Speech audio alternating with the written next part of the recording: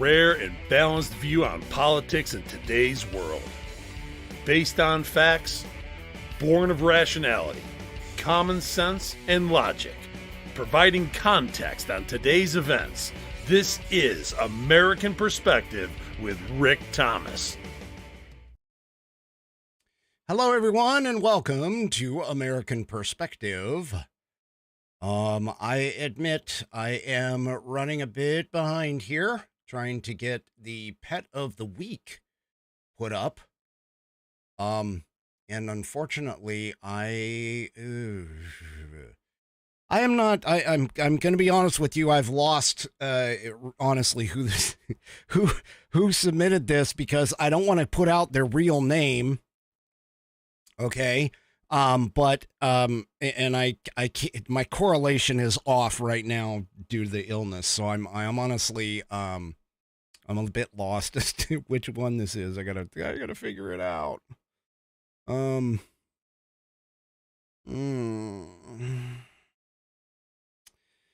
see. Well, we'll get to that here in just a minute. I'm sure that the individual will make themselves known here, fairly soon if they haven't already, because I'm not paying attention to the chat at the moment. Yeah. So, anyway. Oh boy, here we go. Okay, let's pop this chat out. Like I said, I'm running a bit behind. I wasn't intending on it, but I tried to relax a little bit more this afternoon, and yeah. Anyway, yeah, it was submitted by Abraham J. McGillicuddy. No, whoever has Baxter. Let's just put it that way. Whoever has Baxter, that's who it is. So there you go. All right. Whew. Trying to get everything all set up. So whoever has Baxter, if you can just notes. And yes, I think I guessed correctly, because I see somebody poking their head up saying who it might be. Oops. What do you mean the page doesn't exist? Don't give me that. Oh. Oh, that's funny. That's funny. That is so funny right there. Okay, obviously that's not going to work. So many things are bad. Yeah, okay. I guessed correctly, but I wanted to make absolutely certain, because I hate to assign something to somebody else and so on and so forth. So I did guess correctly. All right. So that's fantastic. So let me go back. Oh, yeah. I am so freaking buried right now. This is crazy stuff. Let's see if I can get this. Where am I at? There we go. Okay. Now I think I've got everybody up and running. Yes. Okay. So update. I am feeling better. Okay. I am feeling better. I am, and Mark over on Facebook was asking me one time when we were talking about, yes, I've got it, Nana. I've got it. Thank you. Was asking for my large cup. So there it is. There's my big cup. And tonight I'm not drinking whiskey in it. I'm drinking tea, but you can see by the lip right here how often it gets used. It's stained. But anyway, it's full of tea now with some honey and lemon in it. So there we go. So we're all set and ready to go with that. So there that is. All right, one last thing I need to do. Oh, jeez. I hate it when I do this, because this is like taking time from other stuff that we need to be talking about here. But at least this is going to be really quick. All right. Okay, let's go ahead and get things kicked off. Tonight is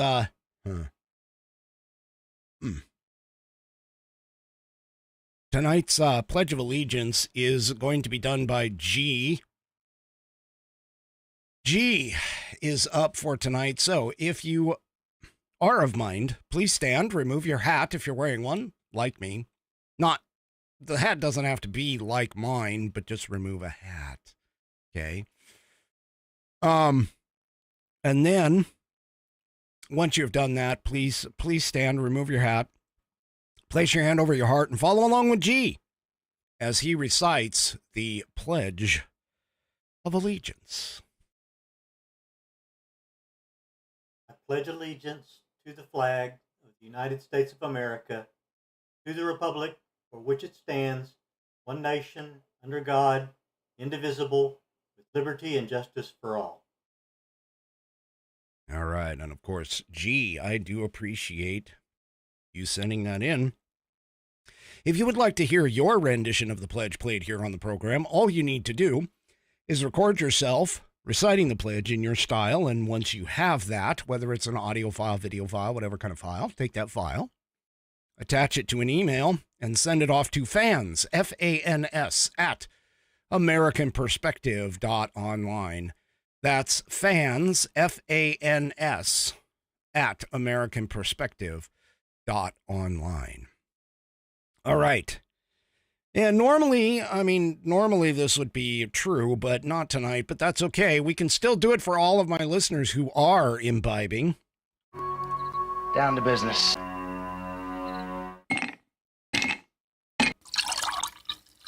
That's the nectar of the gods, baby. That's right. It is Whiskey Wednesday. It's like Taco Tuesday, but for badasses. And, yeah, so there you go. And then I've already told you what I'm drinking, but I'm going to go ahead and take a drink anyway because I kind of need it. It's a hot tea. Very, very nice. Trying to soothe that throat. We're going to get through this, I tell you. We're going to get through this. All right. So tonight's, of course, it's Wednesday, so tonight's sponsor. Oh, whoa. Wrong capture. Oh, too bad. Went to the wrong spot. I don't know what's going on here. Hang on. Huh. Well, that is quite interesting.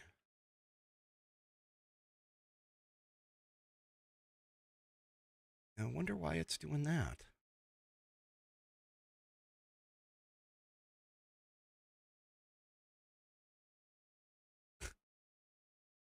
Okay. Well,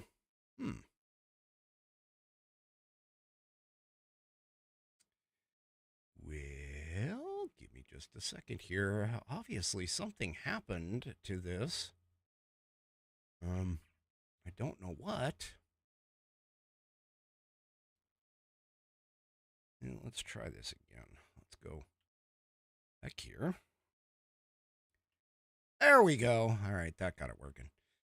All right, so tonight's headline sponsor, of course, is, yeah, I'm somewhat befuddled. That's right. So obviously, this is for TGRN, True Grit Roots Network.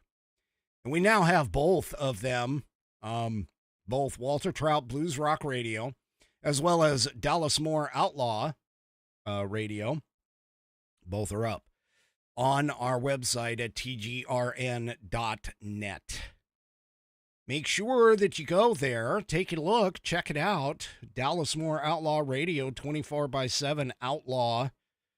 Mostly country, but also there's some southern rock and things like that in there. We're doing all kinds of stuff. But of course, don't forget Walter Trout Blues Rock Radio if you want to have a little bit different take, a little bit different angle on the music. Yeah, you can check both of them out. The players are right here and see them. They're right here. You can just come in, click on the play button, and you can listen to whichever one you wish. Or if you really want to take it along with you, you can grab the Walter Trout Blues Rock Radio app out of the App Store and Google Play. We are working on getting the other one up as soon as we can. Had a couple hiccups, but that's okay. we're going to get there. We're going to get there. We're going to have a separate app for the App Store for Dallas Moore's Outlaw Radio. And once that comes in, you'll see it. It'll pop up right here on this side. So fantastic things going on here at True Grit Roots Network. But you definitely need to come and check us out, tgrn.net, and listen to the songs. And listen to the all kinds of songs like Creed Fisher, as you can see, that was playing just there, but also Billy Stoops and several other, Waylon Jennings, Willie Nelson, some of the greats, Johnny Cash, those kinds of outlaw type folks that pioneered the outlaw sound. And so there you go. So go and check us out, tgrn.net. Is the home of True Grit Roots Network. All right. They're based out of Austin, Texas. Okay, we're going to start off with, one thing I don't seem to understand, and I don't think there's anybody that's really going to be able to explain it to me, at least in a sensible way, because I don't do fake. I don't do fake. I am, when it comes to people and interactions with people, I don't do fake. You got to be authentic, because if you're not authentic, then what's the point? Oh yeah, Jarhead, Leonard Skinner's played on Dallas Moore Outlaw Radio. Not sure about Molly Hatchet, maybe. But anyway, as I was saying, I can't stand fake. And that was one of the biggest things. It was one of the biggest things that I had a problem with when it came to people like Kamala or, well, pretty much any Democrat. Most politicians, definitely lawyers, salespeople, generally tend to fall into my no-go column. But there's a reason for that, and that's mostly because those people have made a living. They have essentially trained themselves to be fake. Well, one of the ones that's learning, she's learning really, really fast in terms of how to be fake. I mean, she's kind of following after Kamala, to be honest. And that's AOC. So AOC has been hopping around the country with the Fight Oligarchy rallies with Bernie Sanders, which Fight Oligarchy with the guy that is supposed to be a socialist yet owns something like $3 or $4 million mansions, and got kicked out of a commune too, by the way. Found that out thanks to 3 Chevy. But apparently he got kicked out of a commune after being there for like 2 or 3 days. The people who were in the commune, they didn't like his political discussions and the fact that he was, drawing people in and they weren't actually working anymore. Gee, wonder what that kind of sounds like. But anyway. But anyway. That was a long time ago, at least I think it was.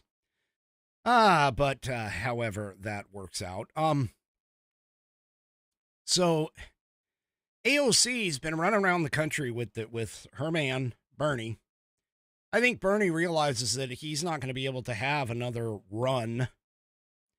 To be honest with you, he's not going to have another run at any kind of presidential office. I mean, he tried twice and got booted both times by the Democrat Party, so it got passed up, even though he probably would have had a pretty good chance, honestly. But Hillary was the chosen one back then. But anyway, I mean, that was the most momentum that he ever had with the whole Bernie Bros kind of scenario. But anyway, so he's been running around with AOC. Now, a lot of people, including myself, think AOC is an absolute freaking moron. Okay. And, but we have to give credit where credit is due in terms of the fact that she is attractive to certain types of people. And she is able to at least rub together two brain cells and create a thought, or at least follow along with what other people are telling her. And she does have a little bit of political savvy. She appeals to the young people that are disenfranchised and are, you know, she gets excited. She has, you know, some charisma, I would say, even though, like I said, she is a complete moron in my mind. But yeah, she's been running around, and now she was apparently at this rally and in Idaho. Now, here's the thing. Idaho, I mean, I don't know, if you're down in Texas, you've got the Texas, you know, Southern drawl. There's the Texas drawl. There's, you know, Arkansas. There's a different kind of accent. Mississippi's got a different kind of accent. I mean, pretty much any of the southern states, they can tell most of the time. Us Northerners, we have a harder time trying to pick out the different accents. But I know that when you have two people from the South meet up, they can tell just by the way that they speak and the accent that they use. It's sort of like a New Yorker and a New Jersey person. I mean, those two know, they know. You either have a Jersey accent or you have a New York accent. And they're sitting right next to each other in terms of states. But the South has the same thing. You know, the Midwest, same kind of deal. To those of us with the untrained ears, we go walking out and we go see them, listen to them. And to us, it sounds like it's, you know, oh, okay, well, that's a Southern accent. But yeah, we couldn't tell you what state. We couldn't tell you if it was Louisiana or Georgia or Alabama, any one of those, North Carolina, South Carolina, any of those. We would have no idea. Virginia. Now, I've heard a lot of them, believe me, but I've never really picked up, again, it's the untrained ear. Well, for whatever reason, it seems like, and everybody, I mean, all of them are doing it. All of them are doing it. All of the Democrats seem to do this, whether it's Jasmine Crockett or Kamala Harris or AOC. Well, AOC in particular, she's in Idaho. Idaho doesn't have an accent. I'm sorry, folks. They just don't. Now, Washington has a couple of words that, you know, you might hear, like, for an example, an additional R in the word Washington, where it comes out sounding like Washington, and maybe an additional R in the quarter, you know, sounding. Sometimes that comes out. Washington is like the most common. If somebody says Washington, they're almost for sure from Washington. Okay. Obviously, I wasn't born here. But the thing about it is why these people believe that they need to, like, pick up an accent or pick up an affect or something, like Jasmine Crockett, who we have video evidence of her being able to speak eloquently and correct English. Yet now she's like, y'all, this and, you know, we in town with that kind of stuff, you know. Hillary Clinton did it. That was a bad impression, I'm sorry. But Hillary Clinton did the exact same thing. They all try and attach an accent for some reason. And it makes no sense. AOC is not from the Bronx like she claims, but she's from, like, upstate New York. And I just don't, doesn't make sense to me. But anyway, let's just go ahead and take a quick listen to what is she doing here? Donald Trump is a criminal who was found guilty of third felony counts of fraud. Liable for sexual abuse. Of course he's lying and abusing and manipulating the stock market too.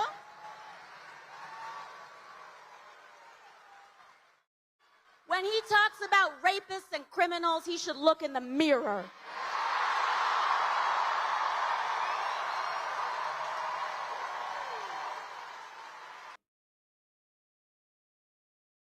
Again, folks, I don't even know what kind of accent that was. I mean, that sounded worse. Worse than my attempt at, say, a Southern accent or an Australian accent or whatever. I mean,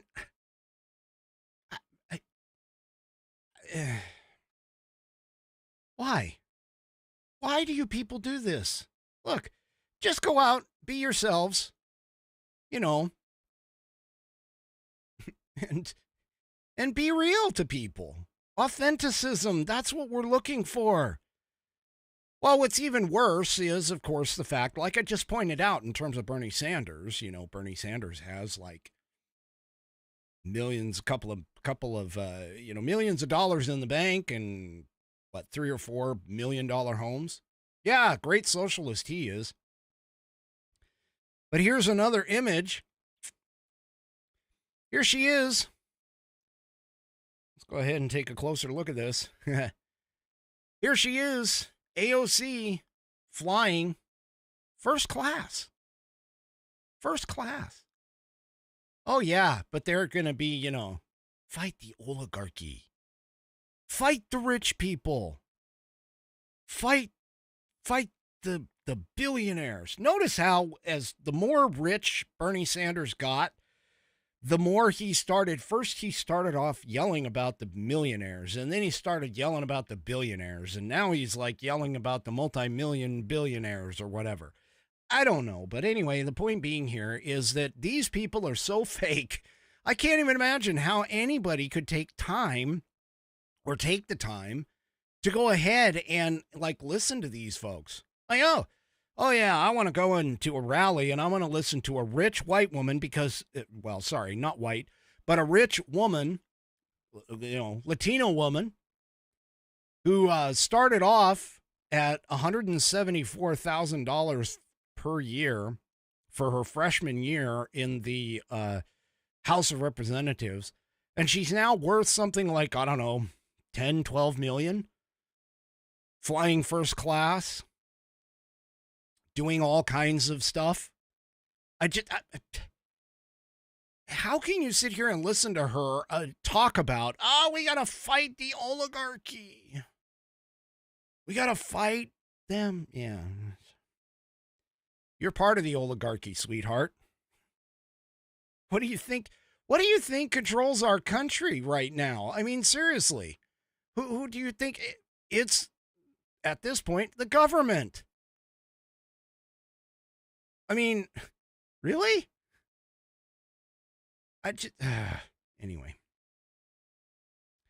I just can't believe this. And somebody pointed out, rightfully so, on X here, that Paul Saspula is asking, why is AOC taking fancy plane flights when she has over $15K in student loan debt and less than $50K in the bank?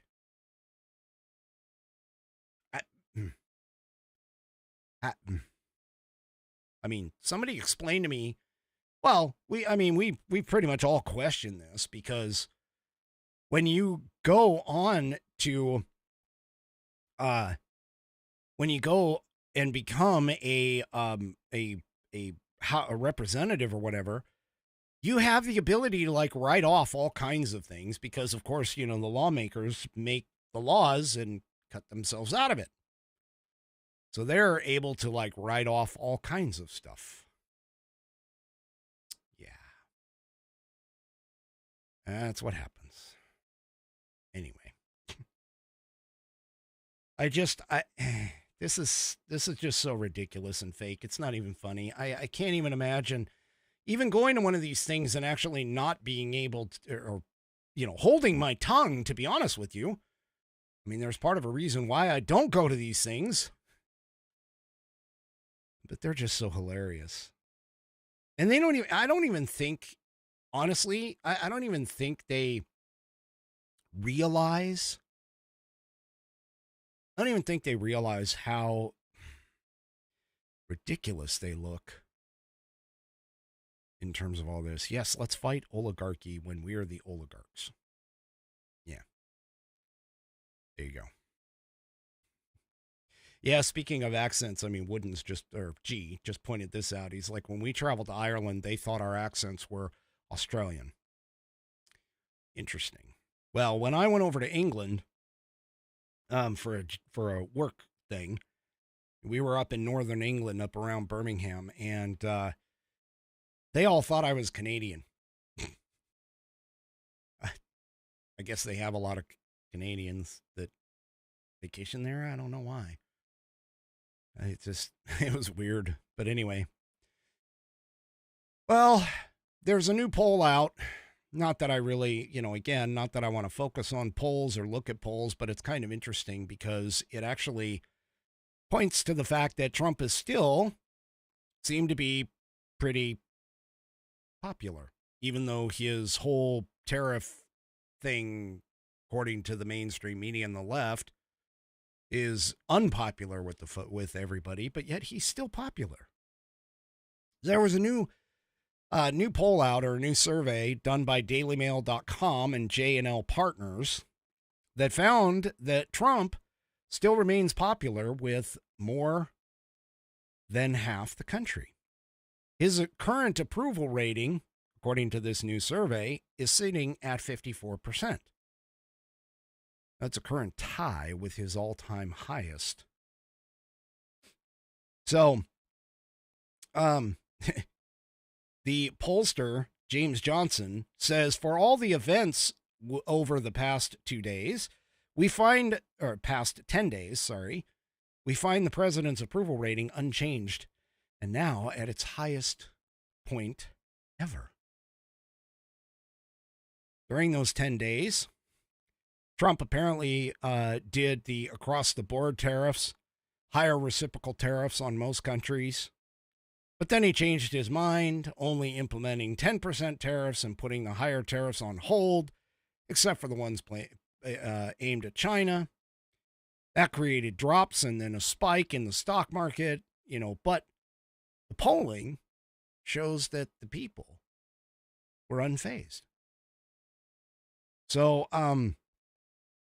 yeah, apparently everybody that was polled, which, by the way, it was about a little over 1,000 people that were polled.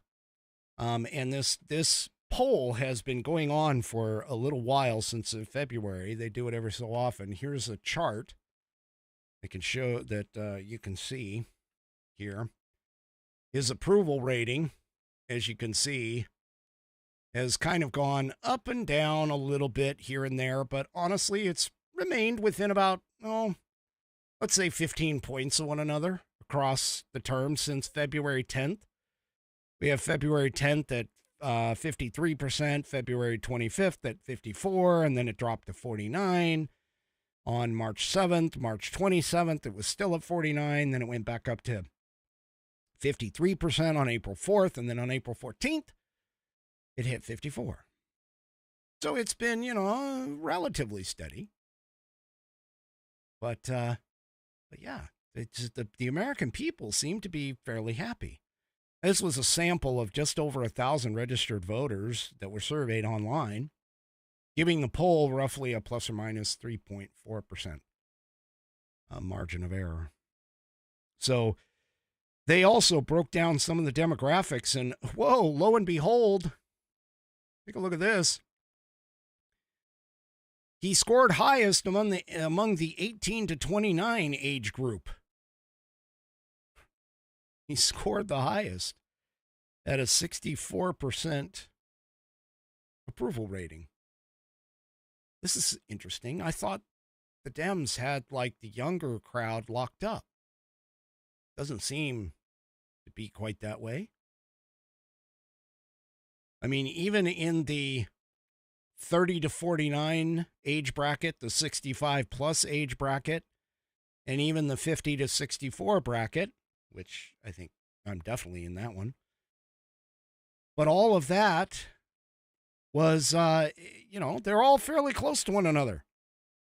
51% was the lowest, and that's the 50 to 64 age bracket. So even though you're only looking at like a little over half of the country, presumably, this still is a definite sign that the American people voted in who we wanted. We voted in the person that was doing the things, and he hasn't necessarily failed us on a grand scale.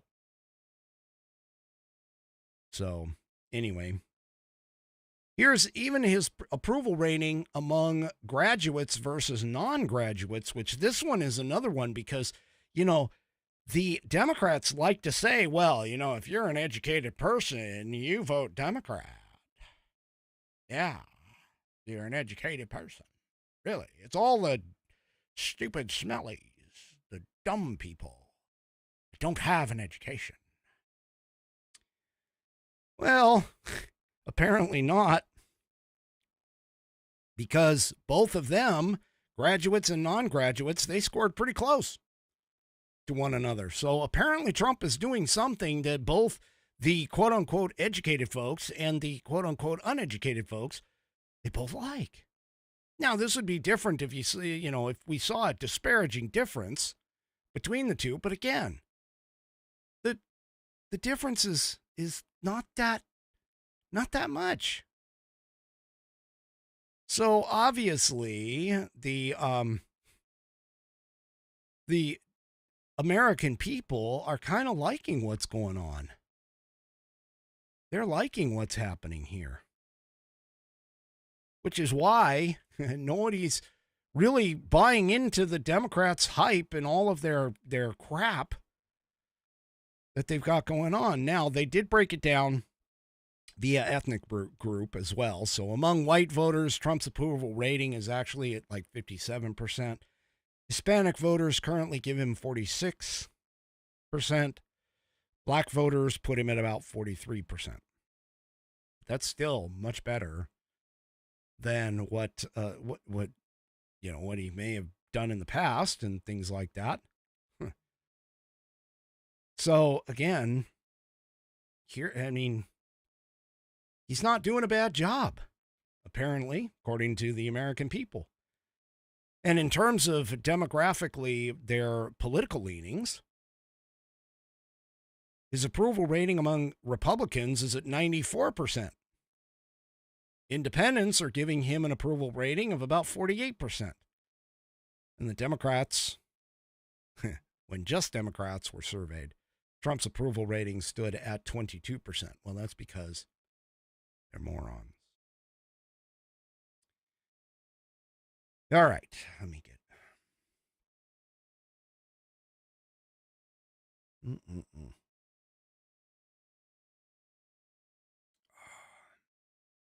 Yeah, got to get that tea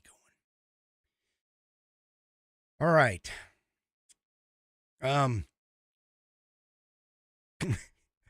Nana, I would love to see that happen. That would be awesome. Nana points out, I have a high school diploma and could beat AOC, Kamala, and Ratchet Crockett on an intelligence test while I am drunk.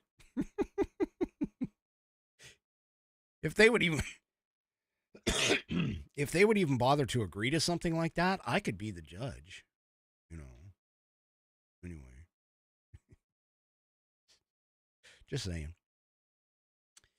Well, another thing that I really don't like about the Democrats is while they're being disingenuous with the people, they're also disingenuous with the fact that they're clean as the driven snow angels when it comes to things that are being done either illegally or unethically or any other kind of, lack of integrity, any of that kind of stuff. Okay? any of that kind of stuff. For an example, you recall there's scandals. There's always scandals, especially whenever you get these Democrats that get elevated into the spotlight. And all of a sudden, when people start seeing them in the way of, in light, in the spotlight, let's say, their shadows start showing off a lot of their hidden qualities. Start showing off a lot of their hidden qualities.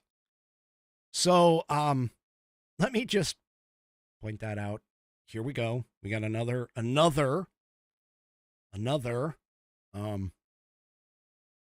wonderful Democrat who is, let's just say really questionable in their thought processes. Here in the Daily Caller, what they call a star academic behind a $1 million anti-racism center. Okay. Races for the exit, as lo and behold, plagiarism allegations start piling up. So here, the University of Minnesota Professor Rachel Hardiman's rise to academic superstardom in the wake of the death of George Floyd in Minneapolis included major media coverage of her research on racial bias and maternal and infant mortality, gave her a tenured position and recognition as one of Time magazine's 100 most influential people. Yeah. Well, now there's 2 former employees who allege that she plagiarized the research proposal that helped to rocket her into being a national figure. So, Hardiman secured apparently a landmark National Institutes of Health grant in 2021, which was the sole NIH proposal for which she is the primary author, with a hypothesis and methodologies that she actually copied from her mentee's dissertation proposal, they allege. The former mentee alleges that Hardiman plagiarized the grant proposal with near identical wording, equations, graphics, and even formatting, and that the university scuttled the misconduct claims to protect its star. Wow, surprise, surprise. A second employee who was a co-author of 2 papers that were underwritten by the NIH grant alleges that when employees ran the center's grant proposals through a plagiarism checker, they, quote, lit up like a Christmas tree. Wow. So all these people who are attaining these great heights in publicity are starting to be found out that they're plagiarizing. I mean, I seem to recall an individual who was a university dean. I can't remember her name right off the top of my head, but yeah. Where do these people come from? I mean, plagiarism when I was in university, college, okay, was a big no-no. And if you were caught at it, oh my gosh. Anyway, so apparently another researcher who worked on the NIH project said and posted on LinkedIn, which is a social media site, that she could corroborate the claims, sharing that Hardiman struggled to implement the proposal she said that she authored. Hardiman is planning on leaving the university on May 14th, at which point the Anti-Racism Center she founded, the Center for Anti-Racism Research for Health Equity. Oh my gosh, that's a mouthful. They call it CARHE, may actually shutter according to an email sent to staff on Monday and obtained by the Daily Caller News Foundation. The email does not address the plagiarism accusations.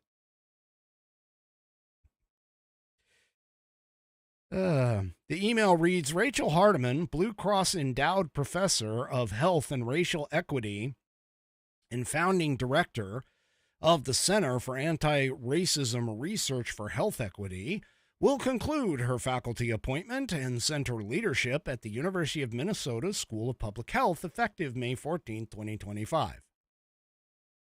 So apparently it's a now completed $1.8 million grant from the National Institute of Child Health and Human Development that was announced by the university back in April of 2021. 2 months earlier, Blue Cross and Blue Shield of Minnesota donated $5 million in seed money to create Hardiman's center. The center now faces an uncertain future.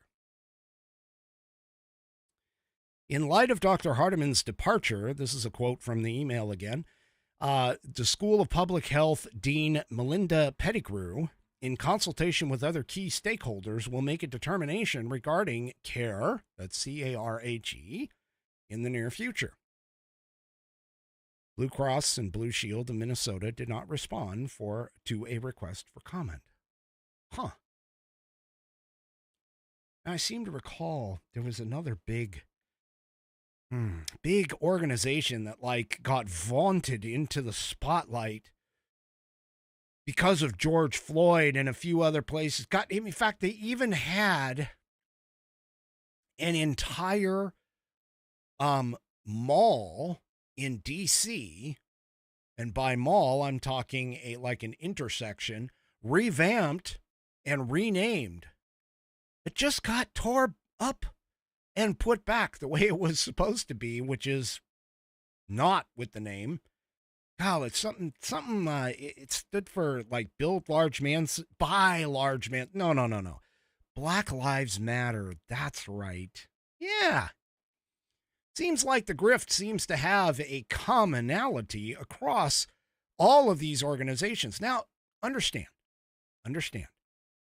I am not talking about everyone, but it sure seems to be a common theme that these people are getting vaunted into the spotlight from near to almost certain obscurity. And then when we really start taking a closer look at what these people have done to gain such fame, and it turns out to be false. It turns out to be built all on a lie.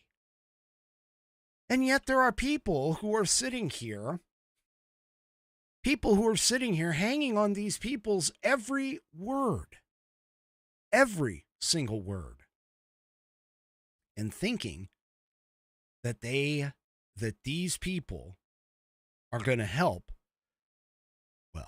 fight the oligarchy, fight the power. Yeah, we're going to fight the power. Not realizing the fact that they actually want to be the ones in power. They actually want to be the ones in charge and tell you what you are to do, tell you what you are to like, tell you what you are to wear, tell you what you can say and cannot say, tell you what you want to think. This is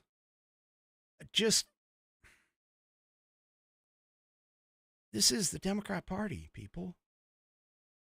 These are the leftists, especially the leftist lunatics that have taken over the Democrat Party. They're all fake. Behind closed doors at parties and places that most of us can't even afford to get into, or wouldn't even, you kind of have to sell your soul to get through those doors. But not a single one of us with any sense would even be allowed, because we would be questioning, what are you people doing? This is why, for whatever reason, the Democrat Party seems to flock or get morons to flock to its banner. people who deny the things that are right in front of their face, such as a man is a man, a woman is a woman, and that a man cannot compete in women's sports due to the safety that is being risked by these women because of their participation. And how unfair it actually is. Oh, but you're hurting that gentleman's feelings. No, I'm protecting what is considered to be what I'm supposed to do is protect women and children and the weaker of the groups. That's what a man does. These people are nothing but fake. One of them, one of the poster children, folks, poster children for fakeness is good old Tish James up in New York. You know, I kind of was wondering if there was going to be a certain point in time where we would all of a sudden find out that, hey, Tish James has got Letitia. Letitia James has got some serious skeletons in her closet. Well, guess what? Sorry about that. There's a website that has been chasing this suggestion that Letitia James has actually committed her own fraud and her own non-compliance with New York law. Because of the fact that Letitia James has been standing up there, built and has essentially, from the outside looking in, built her career on exposing deception. But in her private life, she's been quietly deceiving people. So here, Letitia James, as New York Attorney General, she apparently went to go buy a Virginia home. And one of the conditions in order to go purchase this home, and especially to purchase this home at a relatively reasonable mortgage rate, one of the conditions was the home could not be like a vacation home. It had to be a principal residence. Well, Letitia James apparently wanted it because of the fact that she put in and specified in a power of attorney filed in Norfolk, Virginia on August 17th, 2023, according to White Collar Fraud. She specified in this power of attorney that was handing her relative, Shamise Thompson Hairston, to act in her behalf in the transaction. She included a declaration that she declares that she intends to occupy the Virginia property as her principal residence. Now, for those of you who follow dates, and wait a minute, she was New York's Attorney General at the time that this power of attorney was filed. Wait a second. I thought that, lying on business documents, lying on real estate documents, overvaluing properties. Wasn't that what she prosecuted Donald Trump for in real estate? Now, some might say this isn't exact, but you know what? Fraud is fraud. Fraud is fraud. It's like, wait, what? So you're telling me that you can go after what? And keep in mind, folks, do not gloss over this. Okay? Do not gloss over this. Because what she accused Donald Trump of doing and won a $454 million settlement against him in fines was that he falsely overvalued his properties in order to get a better, I don't know, mortgage rate, higher loans. I don't know. But even the bank during that trial, even the banks that he dealt with testified on the stand saying, hey, we did our own evaluations. We gave him loans based off of our own evaluations. And yet here, she lied, literally lied, on a sworn declaration as a power of attorney saying, I intend to occupy this property in Virginia as my principal residence. Yeah. Now, why would she do that? Well, it's actually fairly easy to figure out because of the fact that she needed to establish principal residency, okay, and also to get a better mortgage rate. A better mortgage rate. That's what she was after, was a better mortgage rate on this house. Now, what's worse is that, okay, that's just the tip of the iceberg here, people, because of the fact that there is apparently more incidences that indicate that this is a developing pattern in James's mortgage filings and raises a broader question over her disclosures throughout several years. Now, keep in mind, that declaration may constitute misrepresentation under federal fraud statutes, the statutes that she herself was attempting to go after Donald Trump for overvaluing his properties. You believe this?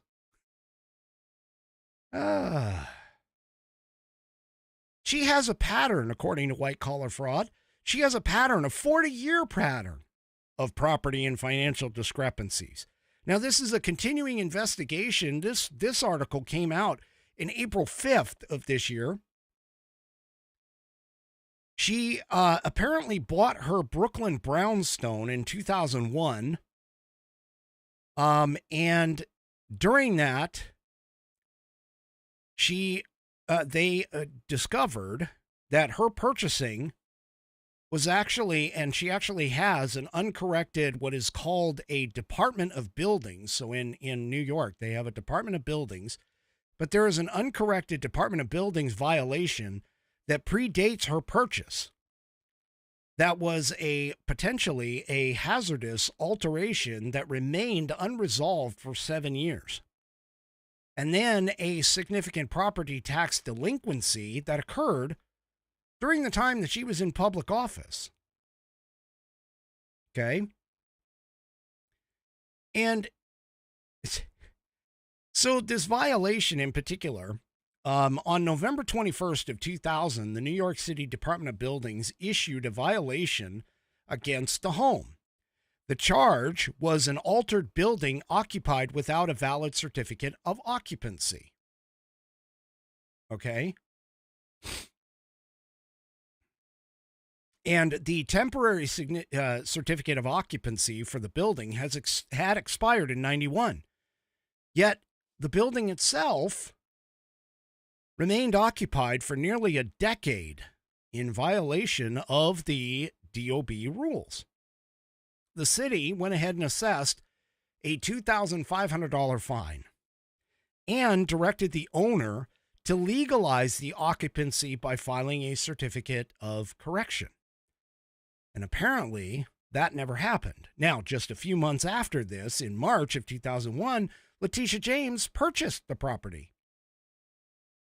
2 decades later, that violation is still open on the books and in the city's public records.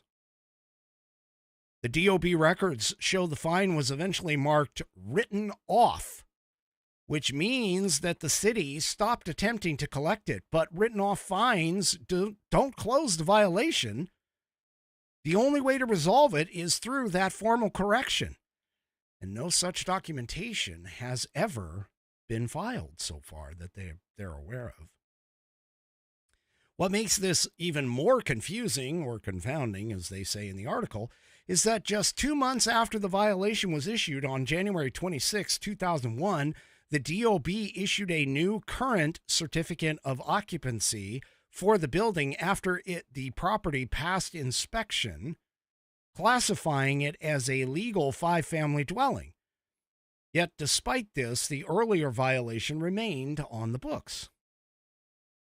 So this particular disconnect raises a procedural disconnect, raises a couple of questions. If the violation was tied to lacking a valid certificate of occupancy and a valid CO was issued after a proper inspection, why wasn't the violation closed? Was the underlying problem not the CO itself, but something else, such as an unfiled alteration, a layout discrepancy, or unpermitted occupancy? Or was it simply a bureaucratic error? They don't know. But all of that should have been a major red flag during a title search. Title insurance companies are responsible for identifying open violations before issuing a policy, with a legal obligation to ensure properties are free of unresolved DOB issues. It is standard due diligence to flag such issues, particularly when a property has no clear resolution on the DOB records. So the question is, how did James obtain title insurance and close the deal without correcting that violation?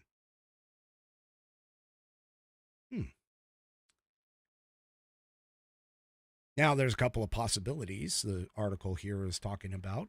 One of it is that the title report actually did get flagged, but the violation, it did flag the violation, but that flagging was ignored. Another possibility is that the violation was intentionally downplayed. That second one is potentially the theory, because a 2003 title-related document from Washington Title, which includes a handwritten note that the property was improved by a 4-family dwelling. Now, this particular piece does not match the certificate of occupancy issued in 2001, which clearly classifies the property as a 5-family dwelling. There's a lot of details in this. You guys are going to have to go and dig. I mean, it would be, the article, I'm telling you, goes on and on and on. It talks about delinquent property taxes. It talks about the 7-year alteration violation, because James was actually cited in 2007, in September of 2007, while serving as a city council member. She was cited for installing scaffolding without notifying the DOB. The violation, which is classified as a hazardous, including the improper use of C-hooks and a failure to display worker ID. That's not some paperwork issue. Those scaffolding violations are a major safety concern in New York. Yet the issue itself wasn't corrected until 2014. And when the fine was finally resolved, it got reduced from $2,000 to $500.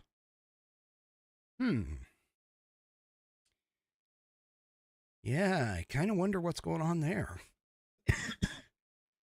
Excuse me. Let me take a drink here.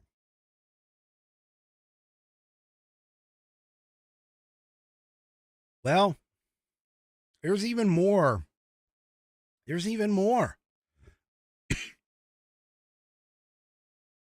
I don't understand it, but apparently James has consistently described this particular property, this brownstone in New York, as a four-family dwelling, despite the official certificate of occupancy listing 5 units. In mortgage documents, permit filings, federal assistance applications, James kept basically lying The most striking example appears in her 2011 mortgage modification under the federal HAMP program, where the words "for fam" are handwritten into the agreement. That edit likely made her eligible for aid that she otherwise wouldn't have received, since HAMP requires that the property have no more than 4 units. Ooh. Ooh. Yeah, folks, this is this is starting to line up to be a possibility that she really and truly knew what she was doing. Well, apparently the Trump administration has now picked up on this particular scenario because the Federal Housing Finance Agency, known as FHFA, the director William Pulte, sent a missive to Attorney General Pam Bondi and Deputy Attorney General Todd Blanke, alleging that James has now falsified records to get home loans for a property in Virginia that she claimed was her principal residence in 2023, while still serving as a New York State prosecutor. Now, keep in mind that happened in late of August 2023, just weeks before James began her civil fraud trial against the Trump organization for, quote, overinflating the values of many of its properties. Interesting. Yep. So now they have referred her to the DOJ. Well, the press has caught up to her, or tried to catch up to her. Here in the New York Post, Letitia James dodges questions about the mortgage fraud scandal outside of her New York City home. She pretended to be on the phone. And you can see right here in the photograph. Now, you recall that she pointed out during the entire trial, every time she was interviewed by reporters, that no one is above the law. We have to go after everybody. No one is above the law. Well, yeah, guess what? You seem to think that you are. That's kind of an interesting, that's what Democrats always think. Oh, no. It applies to you. Doesn't apply to me. It's not happening, but it's good that it is. The rule of law applies to you, but not to me. Yeah. So, anyway, according to a letter that was obtained by the Post, James, who draws an annual salary of $220,000, allegedly falsified the records to get a sweetheart home loan for a Virginia property she claimed as her principal residence, as I just explained to all of you, while still serving as the New York prosecutor. Yep. The letter, which was penned by the Federal Housing Finance Agency, also claims that James purchased the 5-family dwelling in Brooklyn in February of 2001 that she consistently misrepresented as having only 4 units, both in building permit applications and mortgage documents. Yeah. She could be in some serious hot water. Now, Pulte also included several documents in the letter that showed James purchased a property in 1983 and 2000 that, oh my gosh, co-signed by her father, but falsely listed the pair as husband and wife. Really? Like I said, this just keeps getting deeper and deeper and deeper. See, these are sworn affidavits. These are sworn documents, folks. when you go and sign with the notary public, you basically have to say, I sign on the dotted line. I, the undersigned, hereby, attest to the fact that everything that I've said in these documents is true and correct to the best of my knowledge. So you're basically admitting to everything that you wrote down, okay? Everything that you wrote down is true and correct. So she had to know that she was falsifying these records. She had to know this. This isn't something that you can just wipe under the carpet or sweep under the rug. I mean,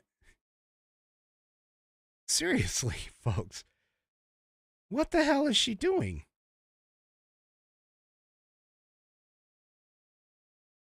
Here's a supposed picture of the Norfolk property, the Norfolk, Virginia property that she supposedly purchased. Yep.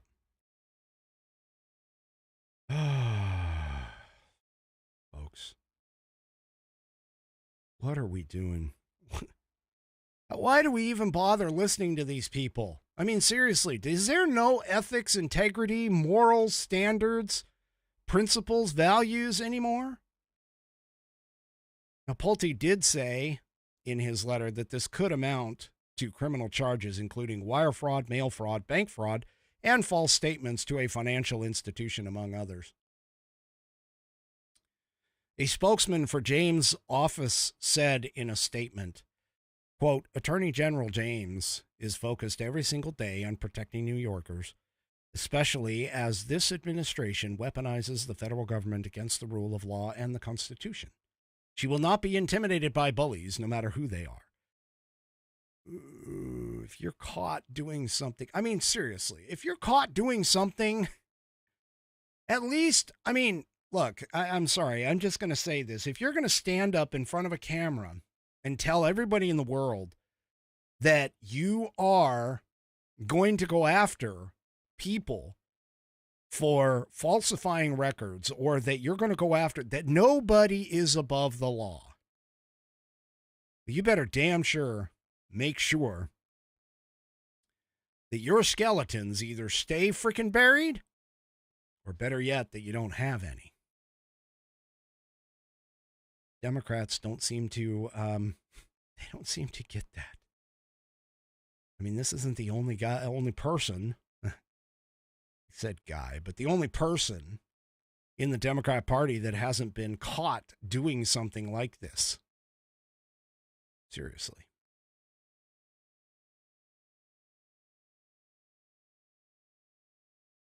I can't even imagine. All right. I'm going to take a second.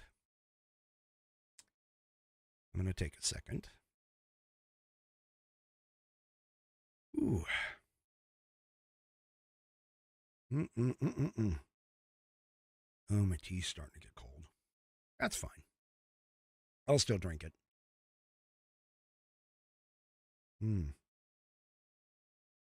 Gotta rest the voice a little bit.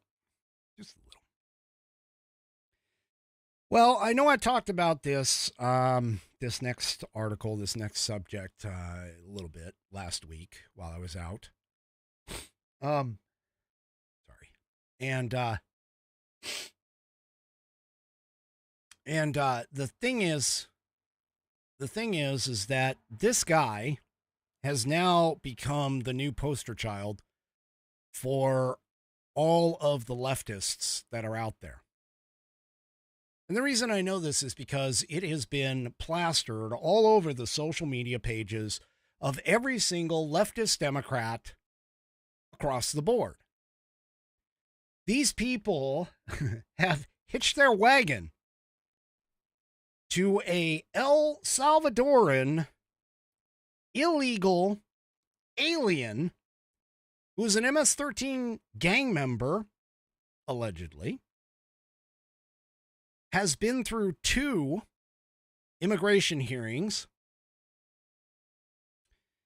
and got deported. Like you should.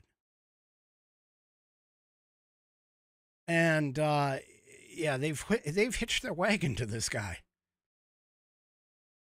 So what they have hitched their wagon to is essentially a gentleman like I just explained to you. His name is, well, I got to find it now. A long freaking name. Abrego Garcia is the gentleman's name. It goes on more for, he's got like four different names to his name, but we're just going to call him Garcia moving forward. But this has gone all the way up to the Supreme Court. And last Thursday, the Supreme Court did leave an order in place by a federal judge in Maryland that was directing the government to return Garcia to the United States. Okay. Because they considered him to be, and this is how these things get written, a Maryland man. And of course, the Democrats are all like, oh, he's a family man. He's a father, 29-year-old father. Yeah, except there's only one problem. What they don't tell you is that he was here illegally, that he had been known and was scheduled to be deported, that he had stood in front of a immigration judge already, as well as an appeals, what their equivalent of an appeals court. Okay. But the thing about it is that he was identified as being a MS-13 gang member through what they called credible evidence from a witness. Now, we don't have all the details on all of this, but the thing about it is that he claims where he tried to get his deportation held up was he was claiming that El Salvador, that there were people in the gangs down in El Salvador that would kill him if he went back, and had been threatening his wife and so on and so forth. Well, he ended up getting caught up in a sweep. And when he got to the being caught up in the sweep, they deported him. Well, the federal judge, let's see, who is the Zinnis? I don't even know if I'm pronouncing Paula Zinnis. Put a order on the Trump administration that they had to effectuate his return. Now, what does that term mean? I mean, they had to try and get him back. They had to contact El Salvador and see if El Salvador would release him. Well, anyway, this went to the Supreme Court. The Supreme Court agreed that, okay, the government needs to facilitate his return. But again, no definition on what facilitate means. So does facilitate mean, hey, we'll send a plane down there if El Salvador is willing to let him go? Well, El Salvador has already said, the president of El Salvador has already said, nope, he's not leaving here. And no offense, folks. No offense to anyone who seems to think that just because the United States exists and is the most powerful country in the world, we do not have sovereignty over other countries. We do not have sovereignty over other countries' citizens. This man who got deported back to El Salvador is an El Salvadoran citizen. He came here illegally from El Salvador. And he got sent back.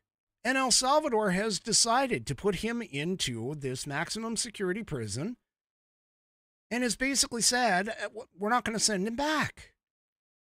We, as the American people and the American government, have no say over what the Salvadorans do in terms of the disposition of their own citizens. It's an entirely other sovereign country. And it's just amazing to me that all of these Democrats are now hitching their wagons, and they're trying to sit here and say that this guy is just this. I mean, he's a Maryland man, indicating that he's an American citizen. He's not. That he didn't go through due process. Yes, he did. Okay? We already had an immigration hearing. We had an appeal. It is not our responsibility as Americans to import a Salvadoran citizen. It's not our job. And what's even worse is that these people are acting, these leftist lunatics, including a member of Congress, couple members of Congress, who actually went down there thinking that they could throw their weight around and get this guy back. Like, oh, I'm going to go down there and I'm going to throw my weight around. I'm a congressman. I'm going to throw my weight around. And blah, blah. You know what? El Salvador can just, the El Salvador president could look at him and go, yeah, guess what? You're not the president of the United States. You need to go through him, which is exactly what he told them. I mean, now, in America, we have the idea of due process. We grant due process rights because, on principle, Americans believe that all free men should have these rights, that all free men, okay, are deserving of these rights, that we uphold the principles that our Declaration of Independence hold dear, near and dear to our hearts, that our Constitution enshrines in law. The Declaration of Independence provides the principles and the values that we proceeded to enshrine in the Constitution. But the point here is that this is not an American citizen. He was here illegally. He was set to be deported anyway. He had already gone through his due process, quote unquote. Yeah, it was Senator Chris Van Hollen. Thank you, Glow. But yeah, these are Democrats. Think about this. These are the Democrats who, at the State of the Union, did not stand up for either the Lake and Riley Act or the dedication of a park in, I believe it was Rachel Moran's name. These people, these Democrats, hate Americans, especially if you are a white American. If you are a white, conservative, Christian American, you are the devil, according to the Democrats. And that is exactly what they're presenting to us today. They all, believe me, across all of the socials, they were all talking about this guy. They were saying, oh, we got to bring him home. This isn't his home, folks. This isn't where he is from. He's a frickin' Salvadoran citizen. He's back where he belongs. He doesn't belong here. If he wanted to be here, he could have come here the correct way. But no, he decided to jump the frickin' border and got caught. Oh, my gosh. These people are so hypocritical. They are so hypocritical. They will sit here and burn Teslas and blow up people's livelihoods in BLM riots, and they'll talk about getting rid of guns, and then they'll talk about getting rid of the police and allowing criminals back on the streets with hardly a slap on the wrist because they don't give a crap about Americans, the rule of law, or anything else.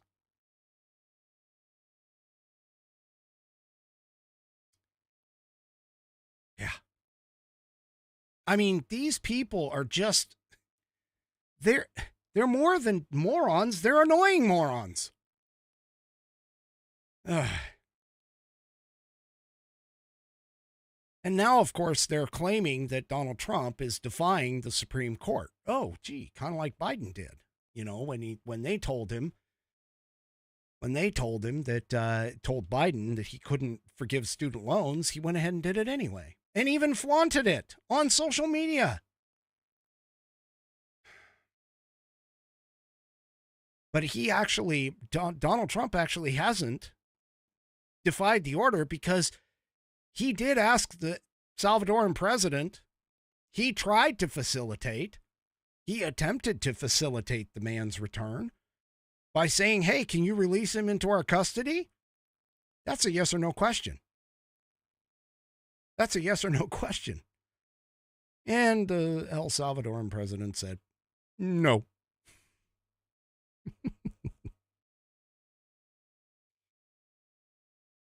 All right.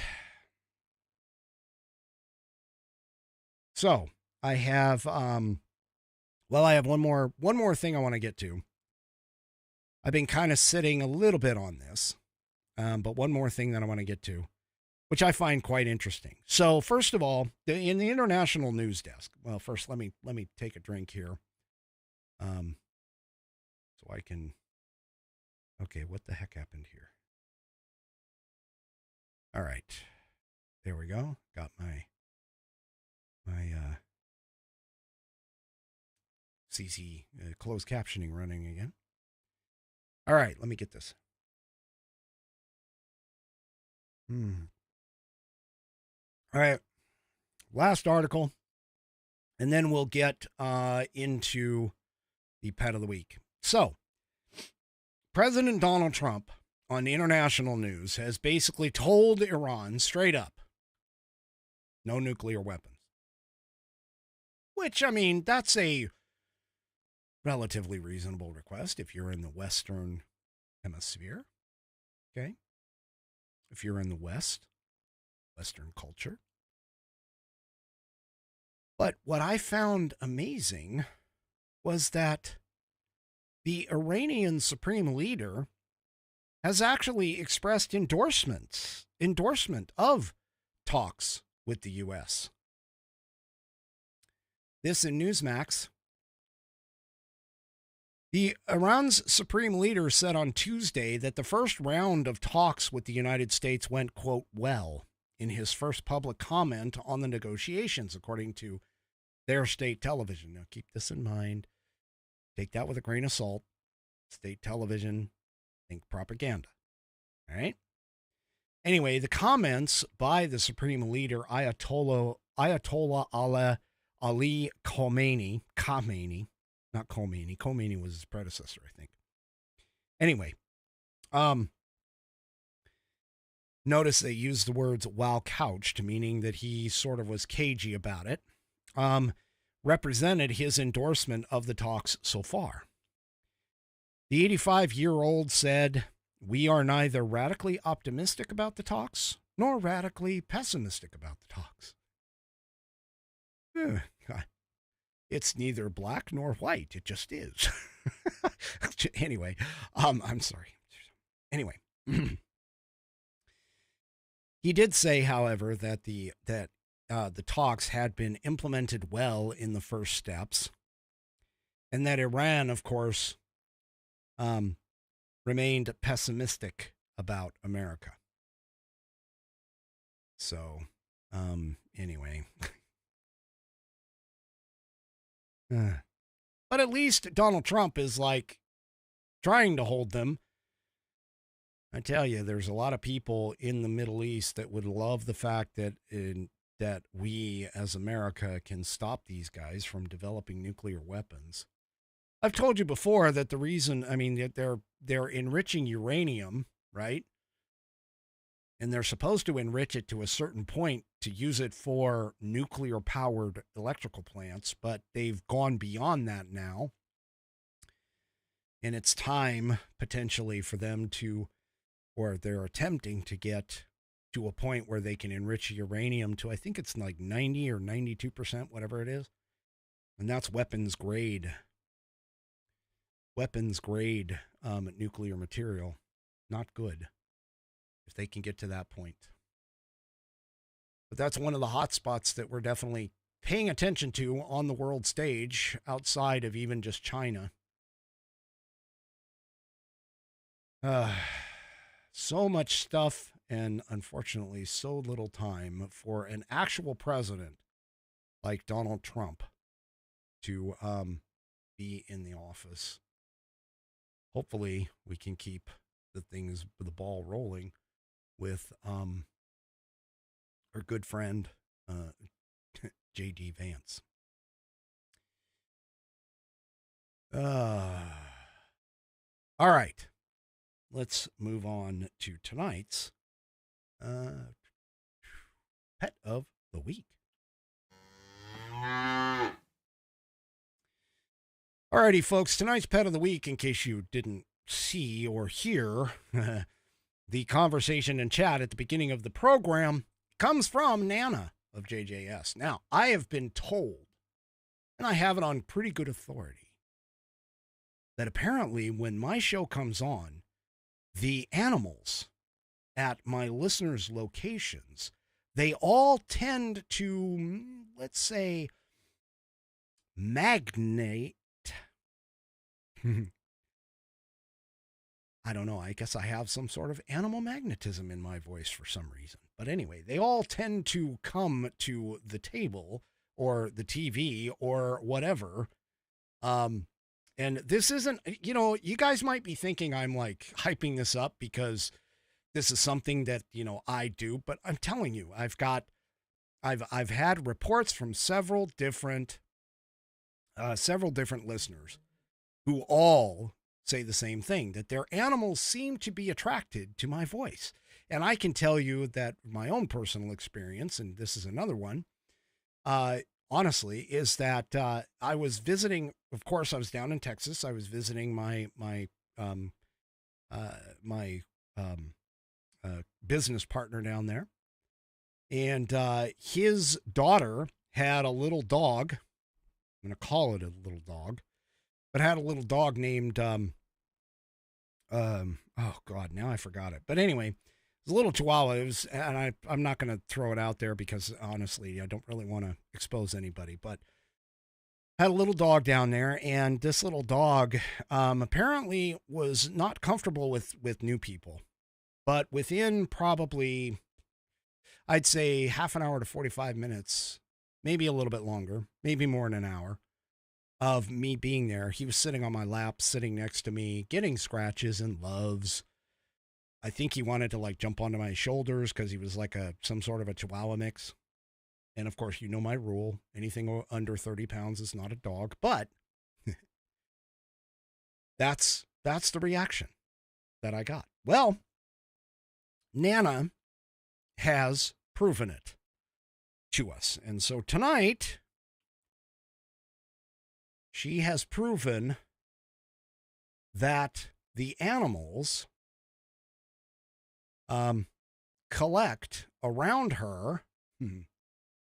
Now, all of these guys have been Pet of the Week recipients at one time or another. I also have Bonnie over on Rumble as well. She talks about Landon, her dog. Landon, are you a good boy? So you'll sometimes hear me say that. And he also listens and watches the television, apparently, when I'm on. But here you can see Baxter and, let's see, who's it? Baxter and Yoda and Sparky are all gathered around, listening to the program, to the podcast, as Nana of JJS is listening. Now she's got another photo here. There they are. There they are. Oh, all three of them. It's really kind of funny, actually. When I was in high school, you know how they give those tests, those aptitude tests right before you graduate from high school? At least they used to. And they take those aptitude tests, and they make it so that you're basically, to try and give you an idea of what your career path might be. Why I still remember this is because it totally impacted everything that I did Not in the way that you think, because I actually avoided all three of these in my career. But my top 3 career paths, according to this survey thing that you're supposed to take. Number 1 was a forest ranger. Number 2 was a stuntman. And number 3 was an animal trainer.